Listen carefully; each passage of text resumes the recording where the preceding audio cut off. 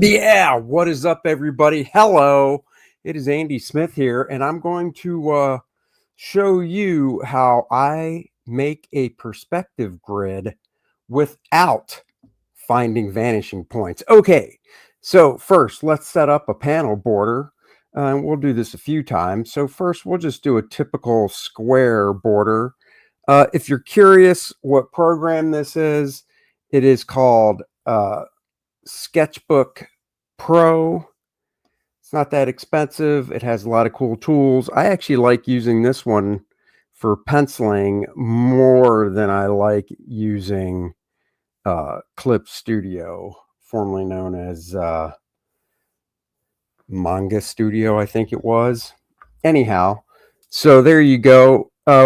Real quick, I'm using the airbrush tool on a very fine setting. I like it more than the pencil tool.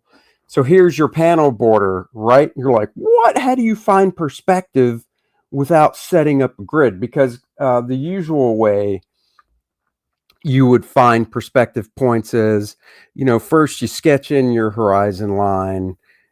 So everything starts, I kind of just sketch it in, right? So this is my horizon line. Now, if it's a 1-point perspective, you can pop the point right in the panel, and then using a ruler, you would just lay it out like this. I mean, 1-point perspective, and I would go through the whole panel this way. And like I said, I would use a ruler, and then of course, these are supposed to all be parallel, but I'm just showing you really quickly. So that's easy, 1-point perspective, piece of cake. You do the verticals as well, and these would all be parallel, boom, piece of cake. And then, wrong one. If I was doing this on real paper, those lines would be real light. And then once I have it, I can sit there and go, oh, I'm drawing buildings, whatever, because I would just use the grid that I already set up,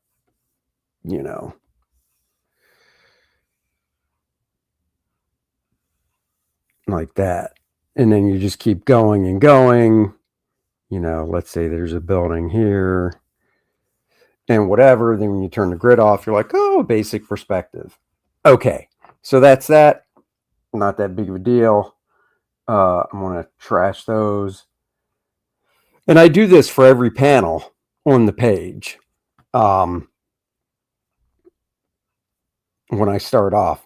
Okay, now, real quick, I will show you in Sketchbook Pro why I do like this. And when I was drawing First Man, which had a lot of real things, buildings, technical rooms, labs, anything, I would pencil it using this program. Then I would take it into Photoshop, convert it to blue, print it out on Bristol, and ink it. Drawing Kor-Drath, I do that all on paper.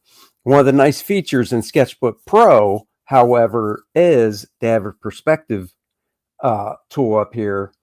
And right here, you can do 1 point, and it's right there. And then real quick, you just draw to the point like that. And then, for the horizontals, oops, that went to the point. Got to be a little more careful. But for the horizontals, you do that. Verticals, you do this. Bing, bang, boom. All right. Oops. All right. Or you can do 2-point perspective like that, and then you just pull the points where you want them to be. If you want one inside the panel and then one really far out. And if you want to make it even further out, you just zoom it down as much as you need to and do that. So I will say, generally, when I'm doing the method, I'm going to show you guys for finding points without for doing a grid without finding points works great on paper. If you're doing stuff digitally, there's so many tools you can find. And then real quick, the 2 points I set up when I had this zoomed out, the nice thing about this program is when you go back to the perspective grid, it puts in basically where you left off. So those points are really far out, but you can see, you know, it works great. And this is the points to the left and then the points to the right. And then you can do verticals like that.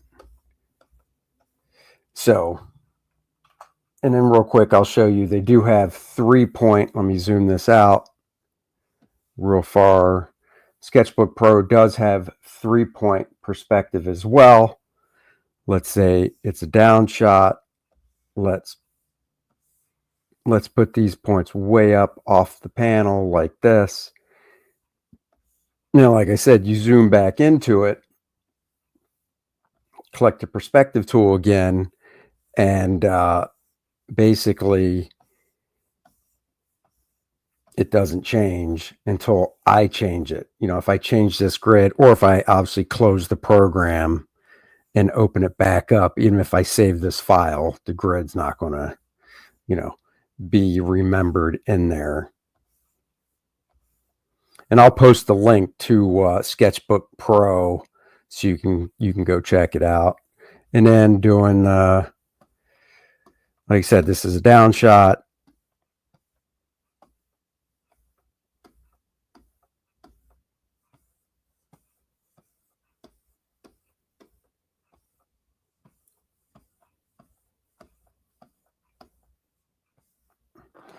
You know, the nice thing too is I can add another layer, take this one,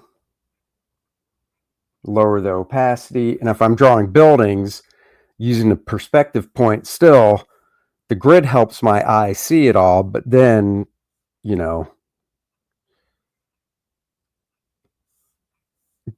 drawing in a building still using the perspective turned on makes it easier as well.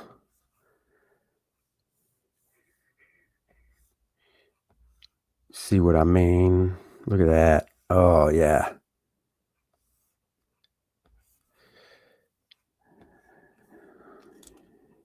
And then you can flip your pencil and erase out things in perspective too.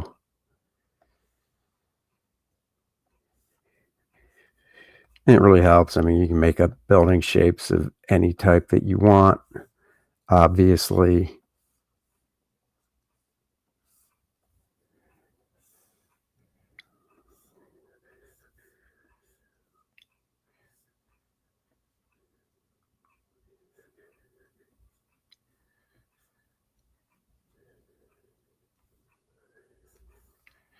You just keep going. You do George Perez, and what I mean by that is George would pack in so many buildings, there's no way there would be streets.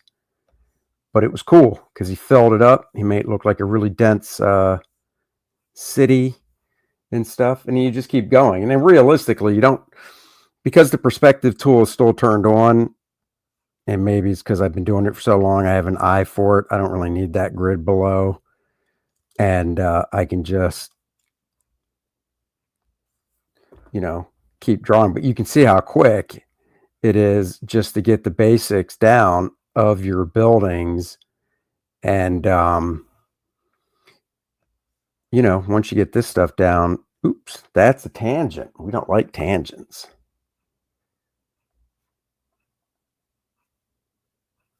There we go. Well, that's a bad tangent too, but I don't care as much right there. But I like seeing edges, so I will do that. And you just keep, and then boom, look at that. You got yourself a little city, you know, whatever. Turn that off, add another layer. Oops, off. And then, you know, if you were doing a room, you could say, oh, well, the corner of the room is like this.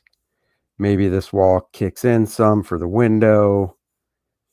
You know, it's got a big window. Of course, we don't know how big the room is yet, but we can set that up by saying, well, this is a door right here. door set back some, molding on the door.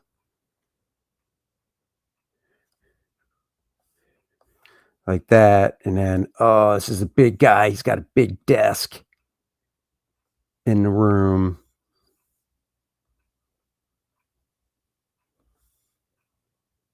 Maybe the desk has some fancy looking molding on it.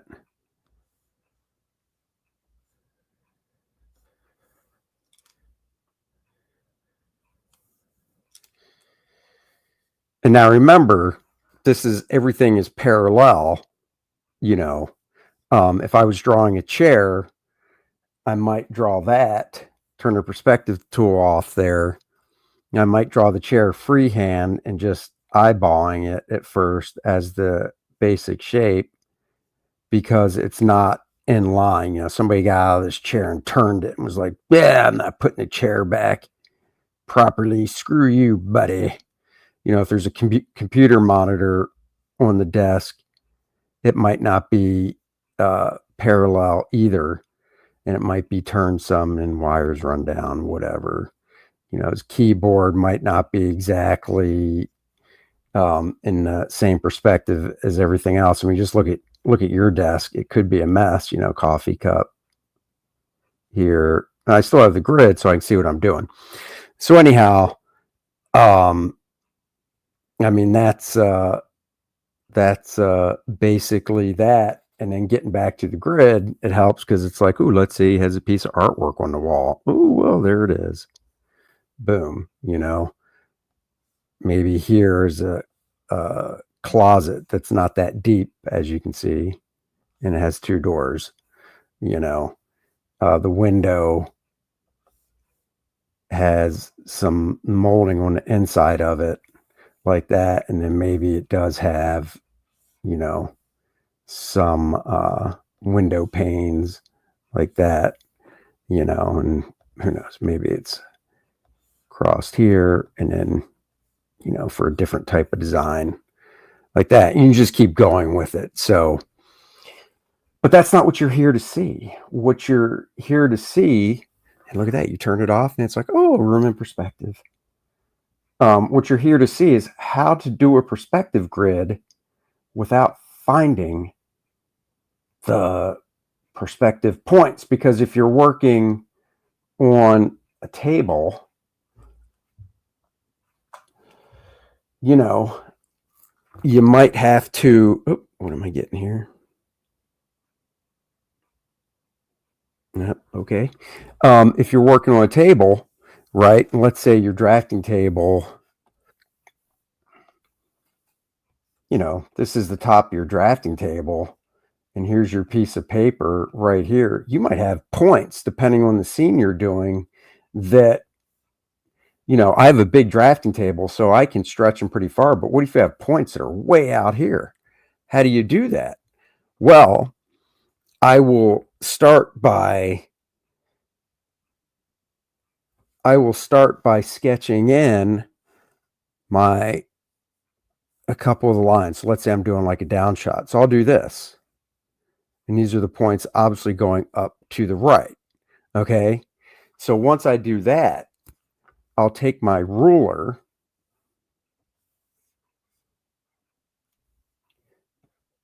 and I'll make them nice. And I'll do this on a separate layer to keep everything clean. So I'll take my ruler and rule those nicely, And then what I do is, you see this, I take the space between here and here and I cut it in half. Now I'm just eyeballing this. If it was really big, I might measure it, but I'm eyeballing it.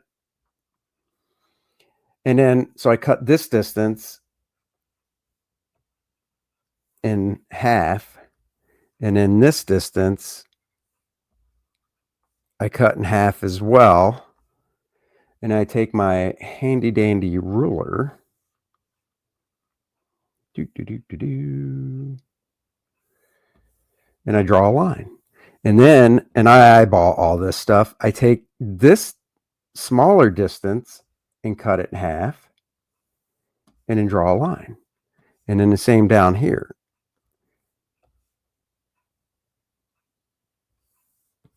And draw a line. And then basically, you can keep going. So I will, just to make this a tighter grid. It really depends on what I'm drawing. If I'm drawing buildings and it's really far away, I'll do a tighter grid.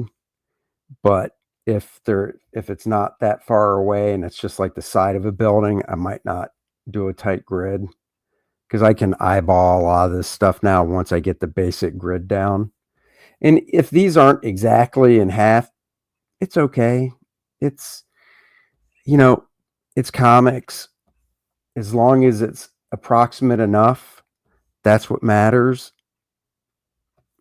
And then basically, once I get that, you could take a little piece of paper and, like a Post-it note, and put it here, and then using the edge of the Post-it note, and then you make the markings on it, and then you just bring the Post-it note down and mark the rest. I tend to just eyeball it so you guys can see if I screw it up or not. But you just mark it. So let's just say this is 1/4 of an inch right here. We just measure 1/4 of the inch all the way down, and then this is bigger than 1/4 of an inch because it gets the distance gets smaller as it gets closer to its perspective point. So this could be, if this is 1/4 of an inch, this could be 3/8, right? And you just measure it down, and you do the same thing going up. And then take your handy dandy ruler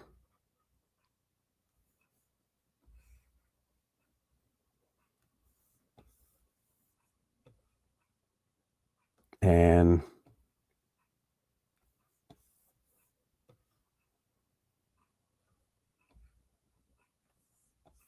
just keep going like this.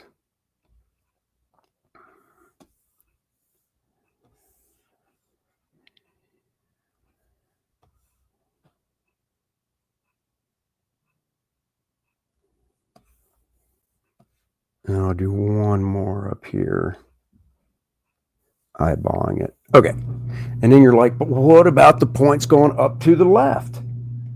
No problem. Sketch those in freehand as well, like this. And you're like, yeah, but what if they don't go to the same horizon? Because generally, the two top points should go to a horizon that is parallel, right, to the picture plane. So point, point. I have no idea if you took these all the way out, if they would connect on a line that's parallel. And you know what? It doesn't matter. So let me lower that down, get my handy dandy ruler out, flip it around this way, and then the same thing. And the biggest thing to make sure is these aren't parallel. Because if they're parallel, well, then you don't need points. So then I do that, and then sometimes I'll create just a real light ghost line out here because I have this panel border marked up already with the lines going off to the right. But the same thing, you take this distance and cut it in half. You take this distance and cut it in half. You take your fancy little ruler. It's a ruler. It's a pretty ruler. It's a nice ruler. And you draw a line. And then same thing. You cut that distance in half. Half. Boom. Same thing. That distance in half.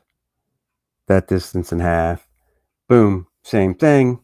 And then whatever this distance is. And now, I will use this original panel border. Like I said, I'm eyeballing it.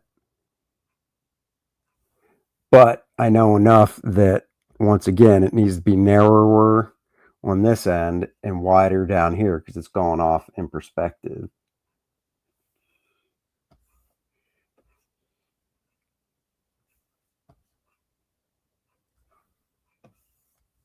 And then I'll just keep dropping the lines down like that until the whole panel is filled up.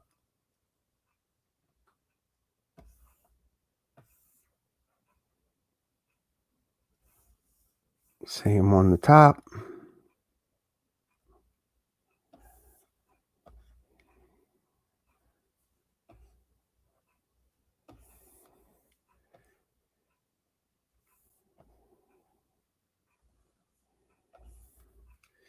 And there's also a part of it that, you know, if it looks right, it's right. Now, now we've got the 2 points in, and then we decide, is this going to be 2-point perspective? Because if it is, then all these lines, all the verticals would just be parallel. So that's easy. Just take your ruler and just draw a bunch of parallel lines. Now you're looking at this and you're probably going, oh my God, you do this for every panel on every page before you start drawing? It's like, yes and no. If it's a close-up of a face or something, I don't do this. So it's really not every panel on the page, but it's on at least 1 or 2 panels on the page. And you can see, boom, I've got it like that. Now, if you want to do 3-point perspective, it's the same thing. I would go back to my initial sketch in layer and I would sketch in, and on paper, this is all done on the same piece of paper. There's no layers to it. You know, I just do it lightly. And I would sketch in basically a couple vertical lines that are converging down, meaning there's a point way down at the bottom off the page somewhere. I would go back to my ruler and I would tighten these up like this, like that. And then I take the distance from here to here, cut it in half. And then from here to here, cut it in half. Take the old ruler, line those up, and then drop a line. And then I take this distance here, cut it in half. Here and here on the horizontal, cut it in half. And then once again, make it a little tighter of a grid this way. Cut it in half. Half.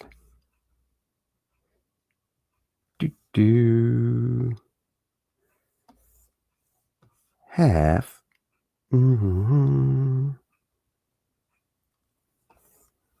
Half. And then once again, I could continue that, or I would, if I was drawing this in a panel, I would continue it all the way across this way and this way to fill up the whole border or the whole panel with the perspective grid lines. And that's it. I didn't find any points. And you look at this, and then I'll lower the opacity on it. Or if I was drawing this on my actual board, sometimes what I do is I do the perspective grid with a blue pencil. So then when I'm drawing over it in gray, I can still see it. Or sometimes I'll do it, you know, with a gray lead pencil. And I might hit it real lightly with a kneaded eraser to make it like a ghost image like this before I start drawing. But same thing, you know, if I'm drawing a city, because this wasn't done using a perspective tool in the program here, I'm using lines on the actual grid that I drew as steady as I can. Now, if I was doing this on paper, I would use a ruler. And like I said, this would all be filled in. I'm just eyeballing it, but you get the idea.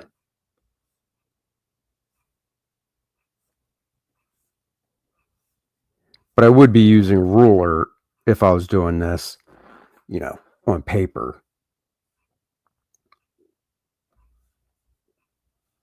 But I'm not. So for this demo, I'll just do the best I can.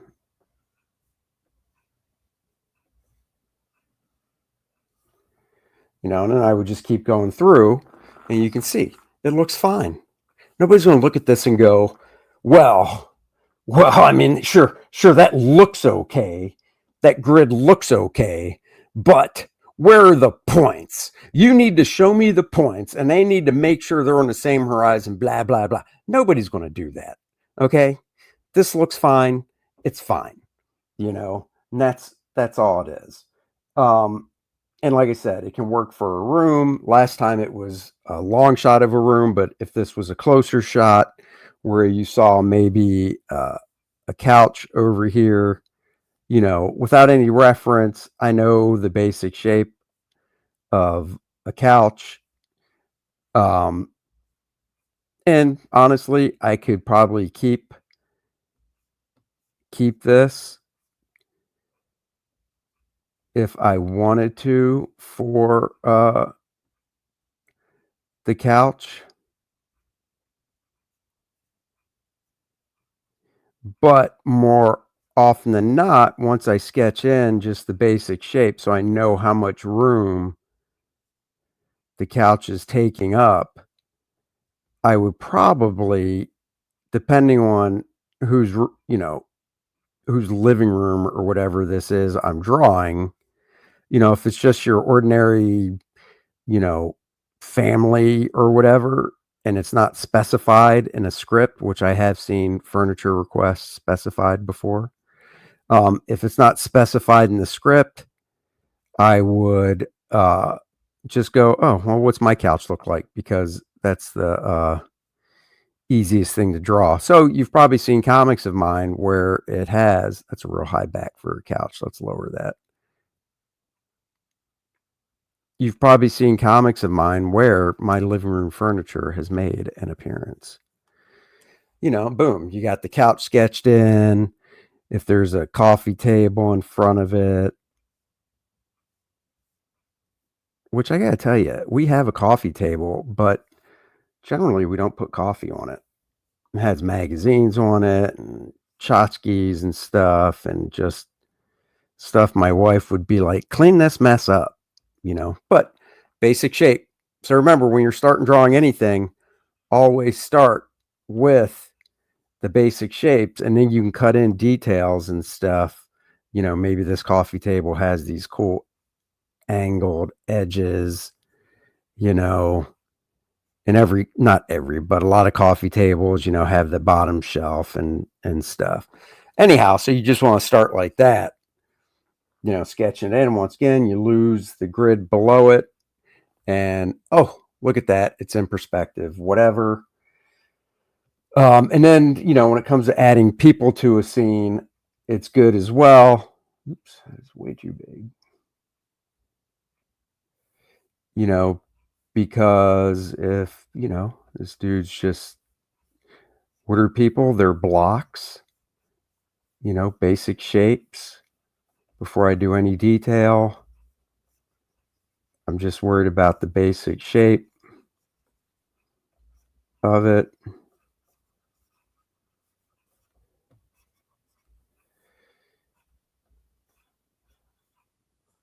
Maybe this dude's walking into the room or something. I don't know.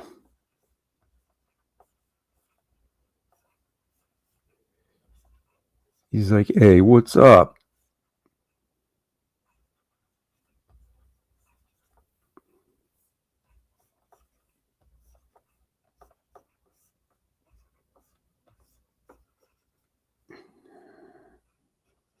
Get off the couch, you lazy bum. I want to go read my paper.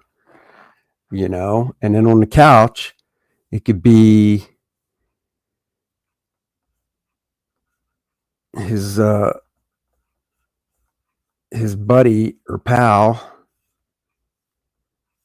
having a siesta time. Oh, I'm so tired though. I had such a rough night. Brr.